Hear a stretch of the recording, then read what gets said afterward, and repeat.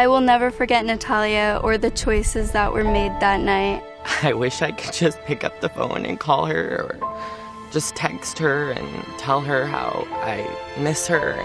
Me and my sister, we looked forward to a lot of things, to graduating high school, to getting married, and being each other's, maid of honor. Natalia was gone in a whisper. There was no warning, no goodbye, nothing. Natalia didn't plan for this to happen, and in no way would want for us to have to go through this grief and to live out the rest of our lives like this.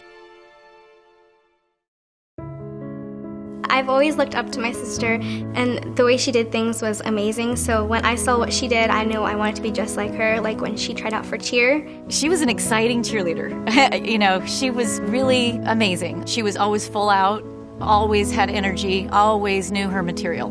When I saw her cheering at the games, I was like, I wanted to do that. It looks so fun, and everyone becomes so close to each other that I would want to do that. She was the person that was bubbly and sassy, and her personality always shined through.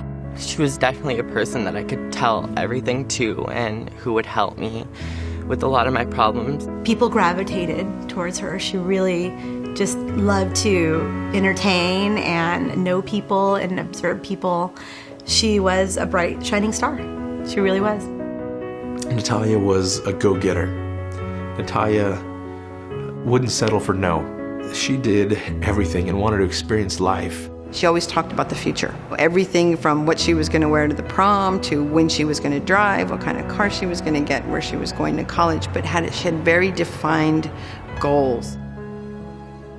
Natalia was getting ready to celebrate her sweet 16 birthday in a week. It was just like any other day. We were having fun and laughing and shopping. We were just relaxing. My parents went out, and I remember my sister, she came in from her room, and she goes, "How do I look?" And I like, "You look beautiful," and I gave her a hug.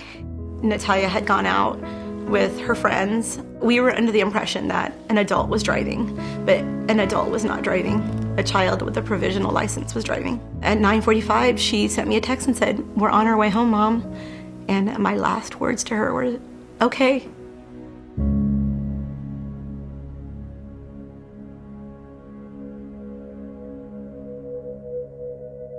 Before the car crash happened, I heard that there was loud music playing. There were young girls living life and enjoying a little bit of freedom. The driver was inexperienced and was driving very fast. There were distractions in the vehicle. At the time that the car was being driven, one of the passengers was using their cell phone, and they were using some sort of a social media application. And the driver happened to look back at a critical moment in the turn of the road, and when she looked forward, there was no hope. She hit the tree straight on. I'm a firefighter. I've been doing this for a long time and a public servant, and we tend to think that it's not going to happen to us. That's our job. That's what we do. And we were driving up to the crash thing, and we didn't know what was going on. And my dad made me and my mom stay in the car, and we were really scared. I see the lights, I see the accident, I see the vehicle, and the vehicle is ripped to shreds. I got a call, and they said, "We need you to get down to the hospital. They're transporting Natalia to the hospital." And, even now it just gives me chills, that call again. And that bed, McKinney Hospital bed, is there, and you can see the sheet. You can see a white sheet covering somebody. That's Natalia. And Chris comes to me, and I have a million questions. I'm saying, what happened? Can I see her? Is she okay? What injuries does she have? What are they doing? And he looked at me, and he said, "She's gone." What? The girl I grew up with, my own sister that I grew up with, is gone. The one that we used to play all the time together outside. That's what I thought of as soon as he said that.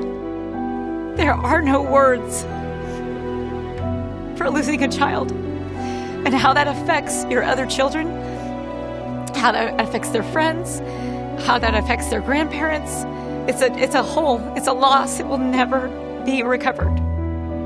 The passing of Natalia has changed us, from our holidays to our get-togethers to just sitting around watching TV. It takes a moment to make a bad decision, but that bad decision that you make in that moment can have a lifetime of regret and pain and anguish. Natalia had made a bad decision and a bad choice to go with someone who did not have the proper license and experience. I do believe that there were things that everyone could have done to prevent that accident from happening. That they weren't on their phones, or if they were actually paying attention to the road and going the speed limit. Getting behind the wheel of a car is probably the most dangerous thing that a young person is ever going to do in their entire life. Really, the teens are the ones that have the power to change the statistics. Your parents can't be there with you when that decision time comes. I'm hoping with her message that she will continue to change the world in a way that we hadn't expected. They're going to hear her story, and someone is going to go, that girl was amazing, and look at what happened. I'm not going to let that happen to me. I'm not going to let that happen to my friends. I'm going to be that person that says, hey guys, we're not going to get in this car. I'm not going to ride with you. Sorry, you shouldn't be driving. I don't want them to feel like they lost it all because of one decision. I don't want anyone to feel that pain. It's a horrible pain.